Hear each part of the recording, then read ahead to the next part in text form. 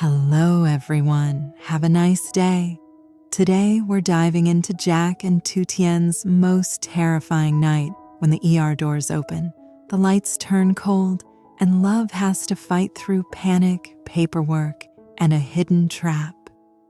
Jack finally reaches Tu Tien just as she's slipping, but instead of safety, he finds a file that doesn't belong to her, and a code that feels like a warning.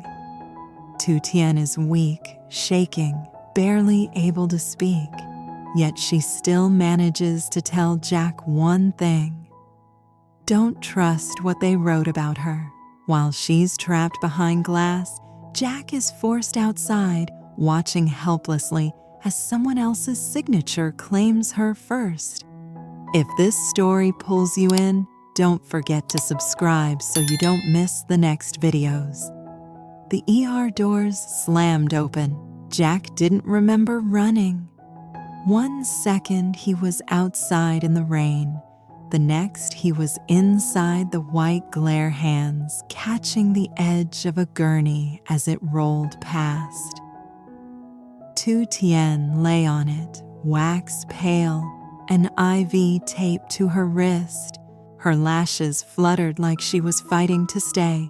"Sir, step back," a nurse snapped. "I'm with her." Jack ignored the warning and took Tu Tien's hand. It was too cold. Tu Tien's eyes found him. Relief flashed, then fear. Her fingers trembled against his palm. Jack leaned close. "Look at me, I'm here." The nurse checked the clipboard and stopped. "This file says a different name." She frowned harder. "Code 7135. Jack's throat tightened. "That's not her." Tu Tien forced out a whisper, raw and thin. "Don't trust the file." Earlier that night, Vin stepped into Jack's office holding a thin folder as if it could burn him. "It's Tu Tien," he said. "She went to Center 135. Fatigue, nosebleeds. They recommended higher blood tests." Jack's mind filled with the lies she'd used to protect him. Soft smiles. "I'm fine." The way she'd turned her face away when she thought he wasn't looking. Guilt hit like a punch. "When?" Jack asked. "Recently." Vin hesitated, then lowered his voice. "Don't make noise at 135. They don't like questions." Jack's phone buzzed. Unknown number. 2 words. "Don't go." Jack didn't flinch. He looked up at Vin. Vin's eyes flicked to the screen and away too fast. Across town, Tu Tien stood at the edge of a highway under passing headlights, one hand pressed to her nose. When she pulled it away, her fingers were red. Her stomach rolled. Her phone showed 1 bar. She opened her contacts. Jack's name wasn't there. New SIM, new phone, her secret wall between him and whatever she feared. Another message appeared from an unknown number. "If you call Jack, he gets hurt." Tu Tien went still. 1% of that being true was enough. "I'm sorry," she mouthed, and the world tipped. Her knees gave out. By the time Jack reached Center 135, the hallway felt wrong, too quiet, too controlled. He demanded her record. A doctor pulled up the system, eyes darting toward the door. "The data looks edited," the doctor said under his breath. "And if the abnormal values are real, she shouldn't be alone." Outside, Vin called again. "Stop asking," he pleaded. "They're watching you." Then the line cut. A siren ripped through the night. Jack looked up and saw an ambulance turning toward the provincial hospital. Instinct made the choice for him. Now, under ER lights, he stared at the nurse as she rechecked the clipboard. "A different name," Jack repeated, voice low. "Who put that on her file?" The nurse swallowed. Someone already signed the temporary deposit, she said. They claimed to be family. Jack's fingers tightened around Tu Tien's hand. Tu Tien's eyes widened, panic rising as if she'd been dragged back under. Behind them, the ER door began to swing shut, closing Jack and Tu Tien into the brightest room in the city and the darkest trap. The door sealed shut with a soft click, and Jack felt it in his bones, like the hospital itself had decided where he belonged. Outside, he stared at the narrow glass panel, the bright room beyond it blurring at the edges. Somewhere inside, Tu Tien was lying under lights that made everyone look like a ghost.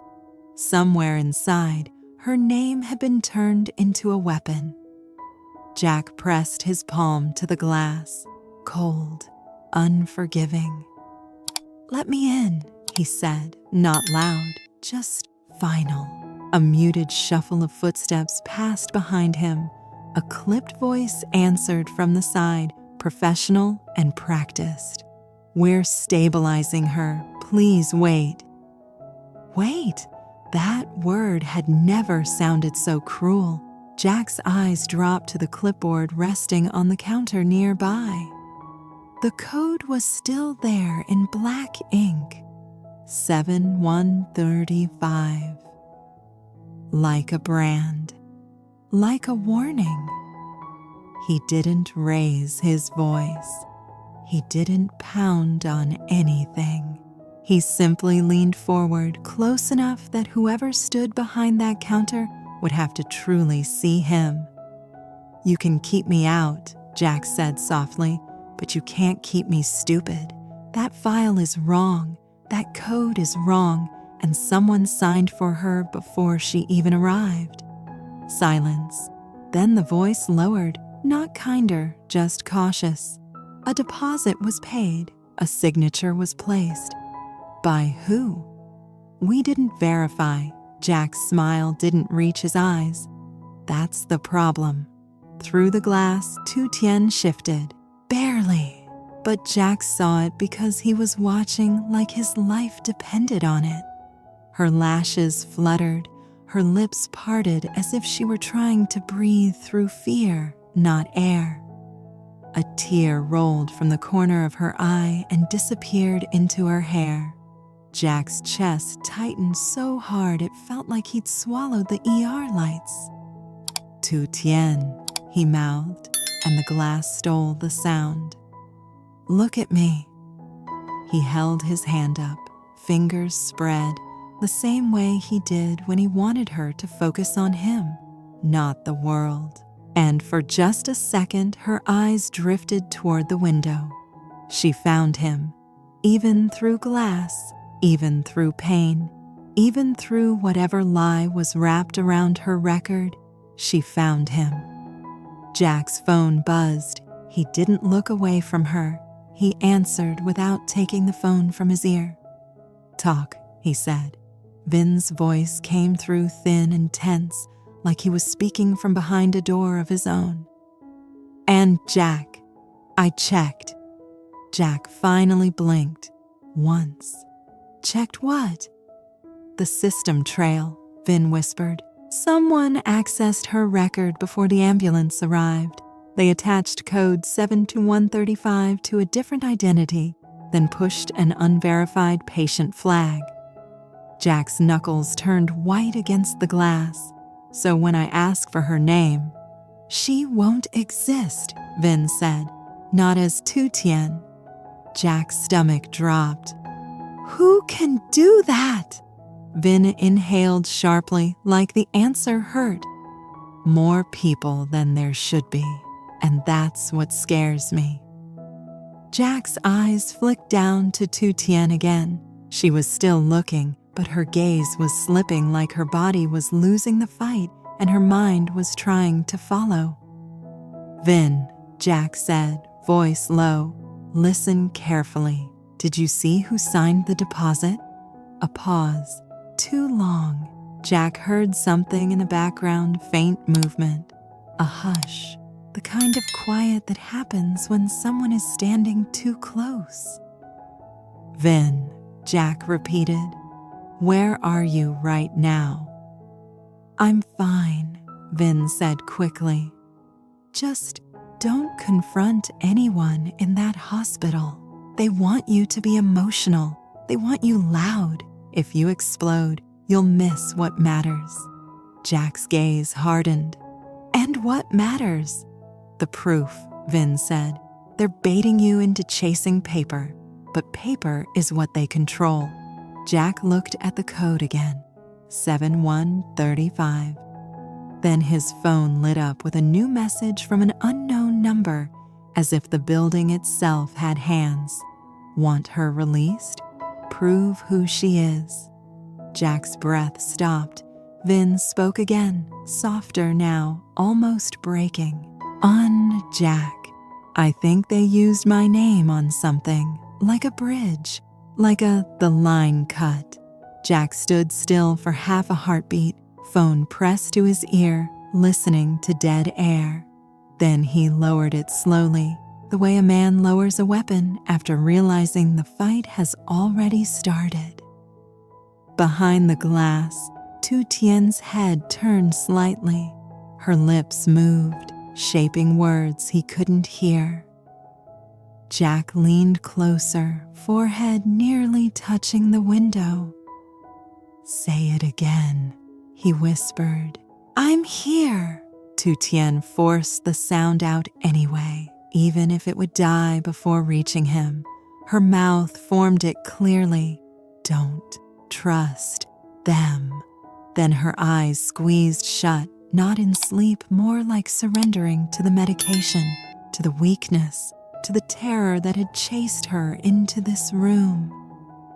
Jack's hand slid down the glass and stopped at the height of her heart.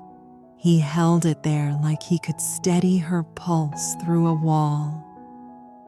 "They want proof," he murmured, voice shaking with restraint. "Fine." He straightened and looked down the corridor, scanning reflections, shadows, every face that wouldn't meet his eyes for too long.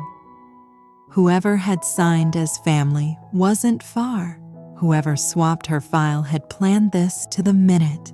Jack didn't run. He didn't shout. He simply turned back to the glass one last time, his expression softening like a promise only she deserved.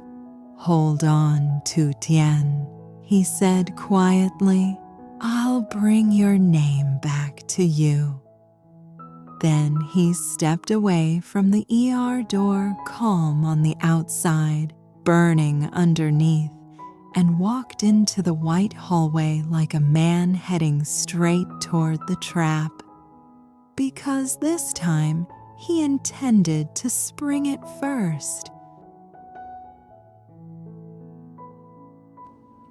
Rời vội vã đến bệnh viện sau khi biết Tử Tiên bí mật đến khám vì mệt mỏi nghiêm trọng và chảy máu mũi. Khi cửa phòng cấp cứu mở ra, cuối cùng anh cũng tìm thấy cô nằm trên cáng, xanh xao run rẩy và nắm tay cô để giữ cô bình tĩnh. Như một y tá nhận thấy, giấy tờ không khớp với tên cô và danh tính dường như đã bị đánh tráo liên quan đến một mẹ số bí ẩn. Tử Tiên gần như bất tỉnh, cảnh báo Jack đừng tin vào hồ sơ đó. Jack biết được rằng hai đó đã trả tiền cọc và ký tên với tư cách là người thân của cô trước khi cô dọn đến. Ngăn cản đến truy cập đầy đủ. Bên ngoài phòng, Jack nhận được tin nhắn rằng hệ thống đã truy cập sớm và hồ sơ của cô đã bị đánh dấu là chưa được xác minh, khiến cô biến mất dưới tên thật của mình. Một tin nhắn không rõ danh tính yêu cầu bằng chứng về danh tính của cô. Jack thề sẽ khôi phục danh tính của cô và vạch trần kẻ đã săn bẫy.